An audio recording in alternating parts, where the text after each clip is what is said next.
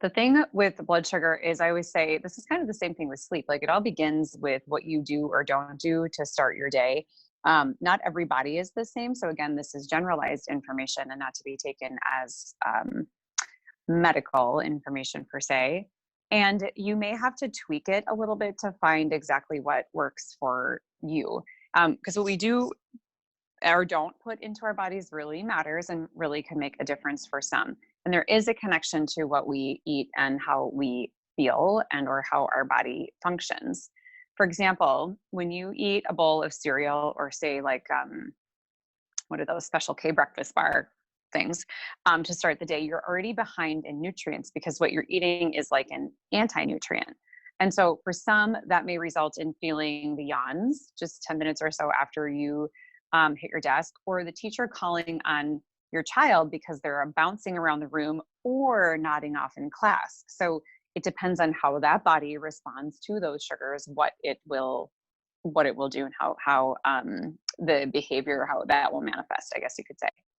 So if we give our kids a mid-morning snack, we will restart that same cycle of anti-nutrients because we are going to things like a granola bar, which is just a carb sugar output, or fruit snacks, which most of the fruit snacks we're reaching for are just food dyes and sugar or food dyes and high fructose corn syrup with no real food, like no real nutrients in there, or like Go-Gurts, which for me, I always think those are just like more sugar with a side of chemicals, depending on the brand that you are using. So for adults, we get stuck in the same boat when we reach for the blueberry muffin in the break room or the donut at the gas station or a little something from a vending machine. And it keeps us in a cycle, right? So if we start out with not enough, we end up with not enough throughout the day. And because there's not enough, because either the blood sugar is too high or too low, because there's two ends of it, we kind of end up with that like irrational thought process. And no matter what, we're just hungry because we are experiencing either a high or a low, and we don't have anything to balance us out in between. So what we go for are the things that are quick and fast. So the quick and dirty is always like, who brought what, for Nancy's birthday at the office. And we just reach for that stuff. We were actually recently laughing at the office about an old Seinfeld episode where Elaine was complaining that why we have to celebrate everything with cake. So she was like on this crusade to not have so much cake in the office. And then everybody got on board and nobody brought in cake. And then it was like someone's retirement party. And she's like, where's the cake? So it's kind of funny because we do that to ourselves and we sit in that cycle. So we can break that cycle. It is easy to do, but there are a couple of things that are important to know there. So I always like to look, because it's fun to kind of break this down. So the American Heart Association has these daily sugar recommendations. You literally can just Google this. Okay, it's how I found this out. For women, they recommend a total of 6 teaspoons of sugar a day. I can't remember, you add that up and figure out how many pounds of sugar that equals in a year. For kids, 6 teaspoons as well. And for men, 9 teaspoons. But if we load up our kids with a typical, like if I go have lunch with Annie at school, I'm going to see in one lunch, I'm going to see often like a Capri Sun or some kind of juice box. I'm going to see some kind of fruit snack. I'm going to see some kind of granola bar. I'm either going to see like leftover pizza, some kind of sandwich or Uncrustable or Lunchable kind of scenario. So there's very few real food items in that lunch and a whole bunch of anti-nutrients. And typically that lunch alone will blow that child's American Heart Association sugar, recommended daily allowance for sugar out of the water. And if that's the case at lunch, you know darn well that that was the case also at breakfast with a glass of juice, maybe a glass of skim milk, probably a bowl of cereal or a Pop-Tart or, a donut or something like that. Now, not everybody eats like that, but I'm just trying to paint a picture for like why it doesn't work to eat that way. So if we think we're going to play catch up at lunch, it's not always possible when it's, refined and processed, convenient foods. It just doesn't work. You're not going to get what we need out of that. It's going to be carb heavy, chemical heavy, and sugar heavy. And so the intention behind it as parents is to provide our kids with really great food and for us too. So what happens with us is we handle the kids and then we forget to pack a lunch or we forget to, go grab something, but the go grab something usually lands adults in a fast food type setting. One of the things that I've discovered, and this is in my coaching around like traveling and road tripping as well, is often enough, if the town's big enough to have like 2, 3, 4 fast food joints, there has got to be a grocery store within a mile. So if you just, because we have Siri and Google and all the things on our phones right now, if we just Google grocery store, we're going to find something. So we can go into that grocery store and we can get a pound of turkey and we can get half a pound of sliced cheese and we can get some apples and we can get some baby carrots. Most people will eat all of those foods. And then we have like real food. We have real food going into our body and saving us from that crash and saving us from being in that cycle around the lunch hour. So think, if you can think that way around your food choices, that will render you, better results. Part of the problem is that here's my alarm going off. Part of the problem with what we're eating is that the simple carbs are really quick to break down and be digested. So we burn through that energy much, much faster. An example of simple carbs are all the foods I've just been talking about: your breads, your pastas, your cereals, these energy bars, which are often just grains and sugar. Complex carbs have longer chains of sugar molecules, and the body converts those molecules into glucose, and we use that for energy. So it will take our body a longer time to break those down. So if you're thinking those foods are more, complex carbs are fruits and veggies and whole grains, you're right, because it will sustain us for a longer period of time before we need to reboot and refuel. So one thing, this is probably the biggest piece that I learned. So in 2007, I became a first-line therapy certified lifestyle educator through Metagenics. I was working in a functional medicine clinic, having a blast, and really seeing the impact that nutrition was having on my life. And at the time, we had 2 kids. And I had been a child who suffered from hypoglycemia or low blood sugar my entire life. And my answer to that by the time I got to high school was, oh, I just need to eat a huge breakfast, and that's going to change everything. So our grocery store made these ginormous, I am talking ginormous, thick, cakey bagels. I would have one huge blueberry bagel slathered in butter, and it was probably, I can't believe it's not butter or something like that. We had some of those spreads in our house, I remember. And then I would have a large bowl, and I just mean large because I had it that I just wasn't eating enough, which is why I would get hungry so fast. But that's not the case. The problem is that I was eating too many simple carbs, and I didn't have the right amount of fat, and I didn't have the right amount of protein to really sustain me and provide my blood sugar with that balance. So I would eat this large bowl of vanilla, some kind of yogurt. And then I would eat, it would be granola, because I thought granola was okay for me. Meanwhile, I was puffy and inflamed, had terrible acne, had terrible periods, had very ill health for a number of years, but that was the way I was starting my day. And it didn't really change the fact that I'd be starving within, 90 minutes to an hour and a half. And the problem was I couldn't make it to lunch without getting the cold sweats, without getting shaky, without getting nauseous. And nobody could point me in the direction of blood sugar actually being a problem around that. So what I learned, not long after that, is that if I eat within 30 to 60 minutes upon rising, and I have a good balance of what we call macronutrients, so your protein, your carbohydrates, and your fats, and then kind of even more specific, carbs, for me, it's better if it's a whole grain or if it comes more from my produce. So I can get more energy from that than I can from just having a bowl of cereal. Okay. So I would eat within 30 to 60 minutes upon rising. And then I always tell people, eat like a toddler. And there was a reason, I think, why I grazed a lot of time. If I was home or I was at my nanny job, I would graze through the day, and I felt so much better than if I ate and then couldn't eat for long periods of time. I remember when I met my husband, he was like, I have never met somebody who thinks about food, organizes food, plans for food, talks about food as much as you do. And it had me realize I was always wondering where my next meal was going to come from, in a way of I didn't feel safe not knowing where my food was going to come from. And I didn't feel safe not having the control over that, to know how I was going to feel in the end. So It was really something that tripped me up for a long time. So I found that what worked best was to eat 5 or 6 small meals a day. So for me, that meant kind of slimming down my 3 square meals, not eating quite as much. I found I didn't have to eat quite as much at breakfast, lunch, and dinner because every few hours I was going to get a little something. And a little something might look like, I always talk about ants on a log, celery, nut butter, raisins. They make everybody feel like you're in first grade again, and most people anyway. And it's delicious. You get the crunch, you get the sweet, you get the kind of savory from the nut butter, and it's a fantastic, perfect snack. So if you have your 3 meals and then you have a little snack in between, maybe it's mid-morning, mid-afternoon, and some people really do benefit from having that snack right before bed. More of a higher fat with carb snack seems to serve people better right before bed to keep that blood sugar balanced. And that could be like apple with a little bit of almond butter or a few nuts. It could be yogurt, even if you're dairy free. Could be a nice Greek, like thick yogurt, like Koyo is a good dairy free yogurt with some berries, even a drizzle of honey. So that might serve people well in terms of not waking up during the night.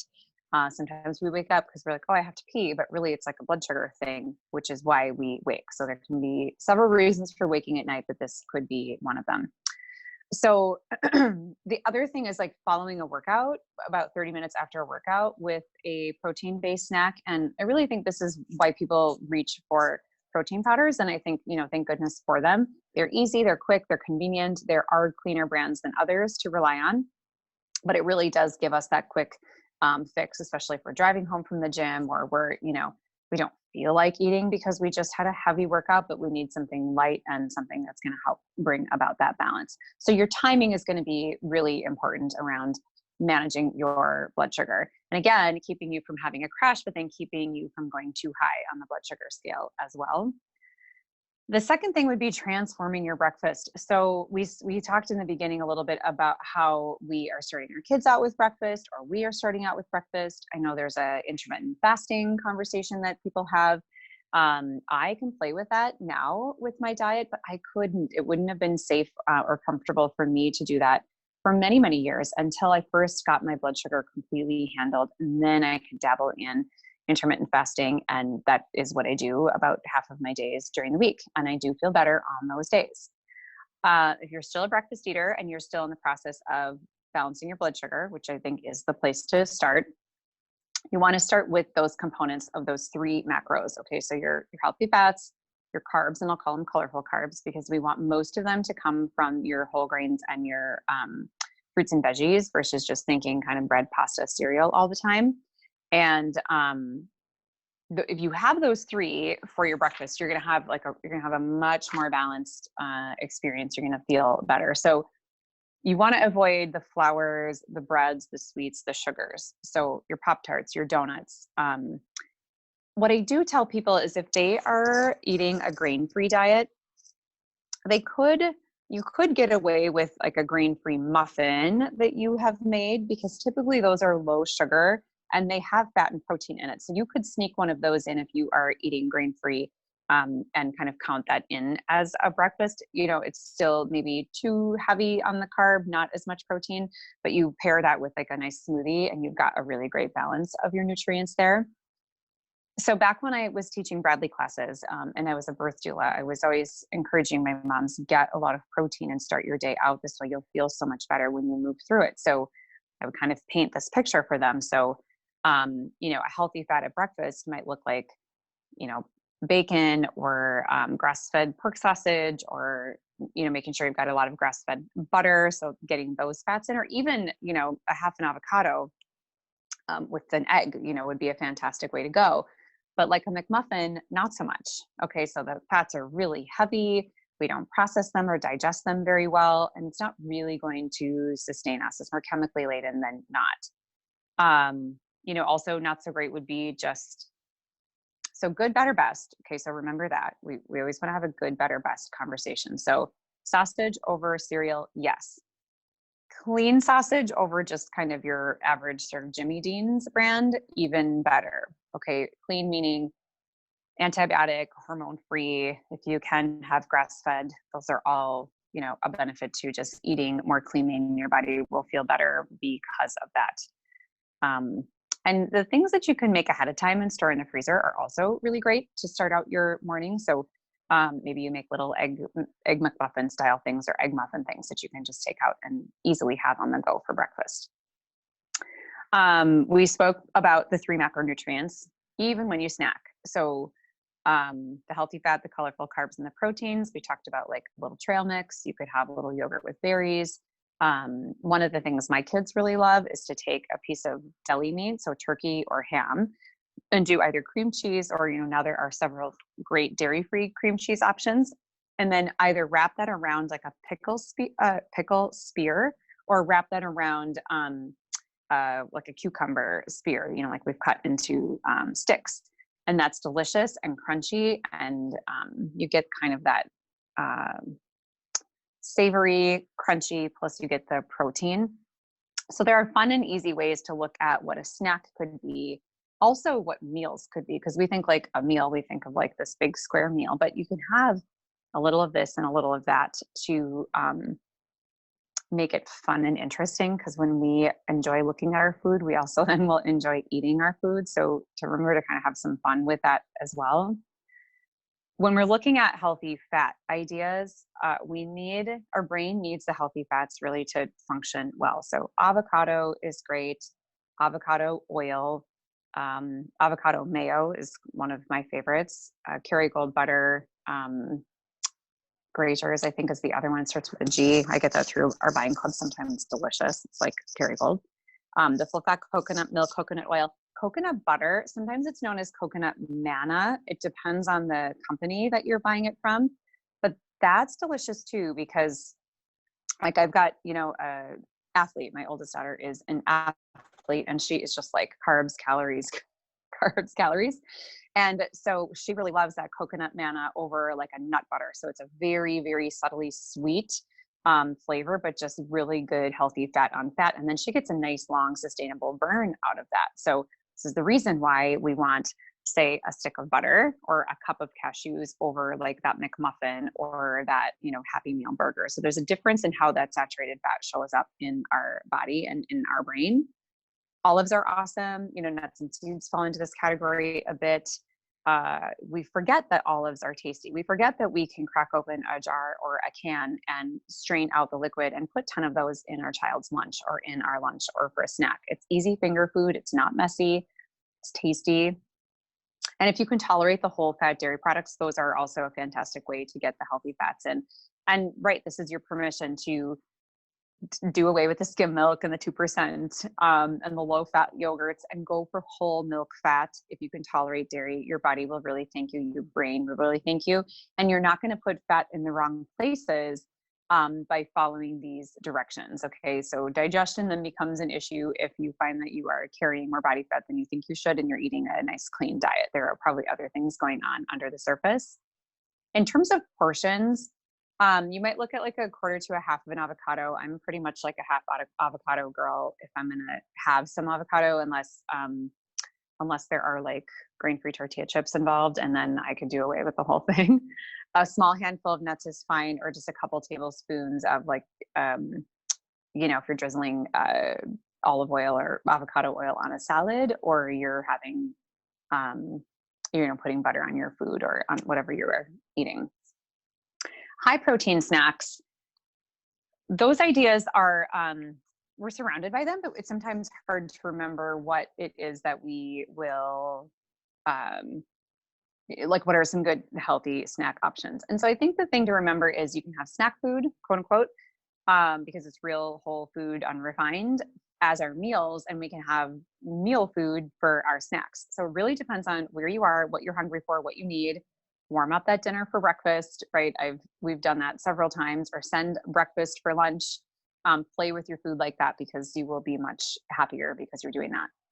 I'm a big fan of trail mix. When I was doing corporate wellness coaching, I came up with the idea of a trail mix cookie jar. And this woman had, candy and M&Ms at her desk. And she was like, well, I just sit there and eat it. And I was like, why do you have that? And she was like, well, for a while I had it because it's so like, I get so bored in my corner office all by myself. It would just bring people in. I loved that. So she was looking for the socialization, like what you get at the water cooler, but she wasn't really finding a reason to leave her office during the day. And I was looking at how do I help her clean up her diet, give her more energy, have her be sleeping better, etc. But she needed the munchies. Like she needed to, have a little something to nibble on. So I told her, get a jar, like a mason jar. So it's clear so you can see what's in there. So it's like eye candy. And then I told her, go to Trader Joe's and go down the nuts and seeds aisle and grab, two different nuts and, two or three nuts and seeds and, two or three different nuts, two or three different seeds, and then maybe like dried apricots or the unsulfured dry apricots. Bring them home, chop up the dried fruit, open the bags, pour them into the cookie jar, stir them all up, and then, stir in the dried apricots. Now, bonus material would be something like Enjoy Life chocolate chips. They're free of everything. Yes, they have evaporated cane sugar in it, but it's still better than eating an M&M. Nestle also makes an organic, I think they call it simple ingredients, and it's maybe just like sugar, cocoa butter, and I can't remember the other thing. But simple, clean ingredients, no chemicals involved. So if it's not a warm day and your office is nice and air conditioned and things aren't going to get mushy, you could stir in, a cup of chocolate chips. So some of us are so addicted to sugar that we need just a little something. So this feels like you're having a treat, but it's still far better than picking up some kind of, special K-bar to have as a snack or to have as a meal replacement.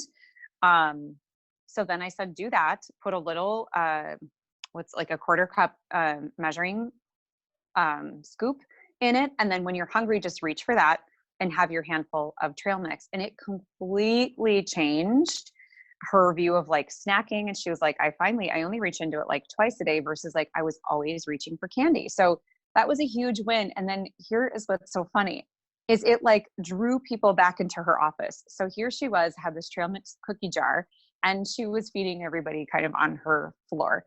But she loved it and she kind of became known for it. And so that was a really fun way to get her to be eating and snacking a little healthier throughout the day. She had a nice ripple effect on people in her work community.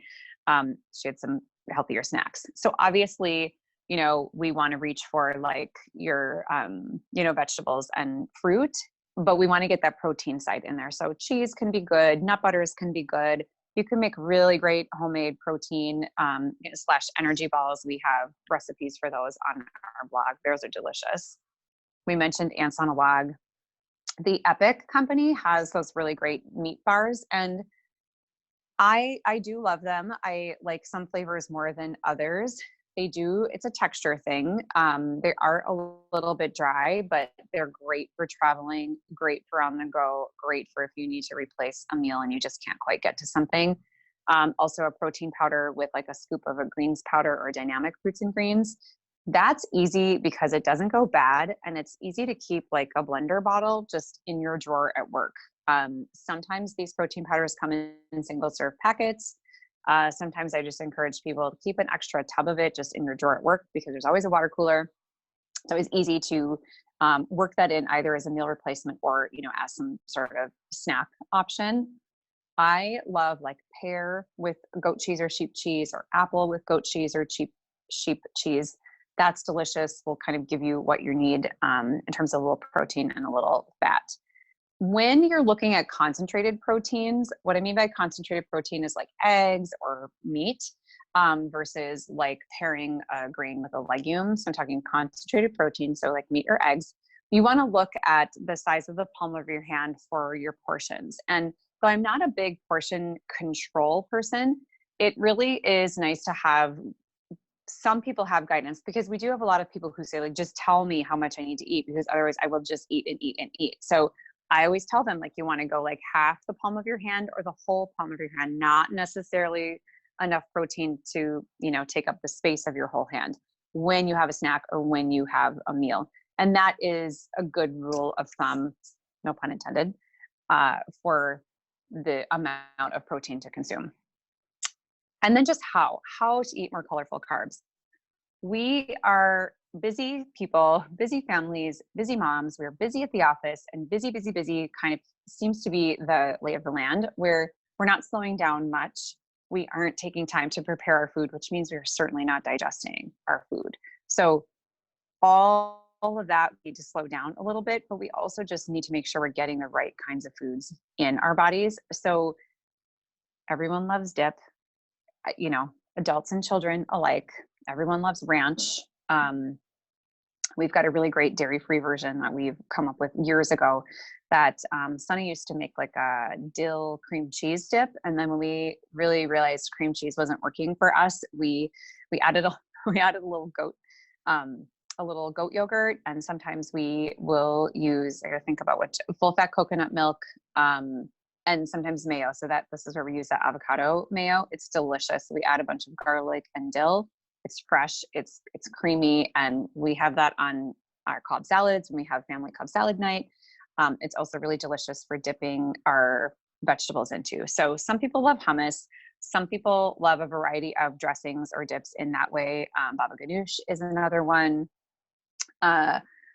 Also, there's a couple dairy-free quesos that are pretty delicious. I know Trader Joe's has one that they carry. There's a brand called Good Foods. Costco carries them. I'm not sure where else to find them, but Costco at this point, it is a plant-based queso, beyond phenomenal. So good. We just scoop our veggies into it. We pour it over grain-free pasta. It's so good. You would love it. I would definitely encourage you to try that.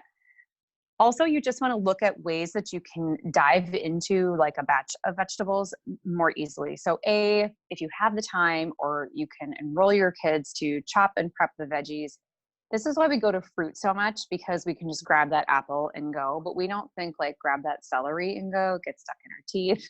You know, that's why we end up on baby carrots every time. So doing things like making a large batch of homemade coleslaw, so that you can just grab a bowl of that whenever you want during the day or during the week.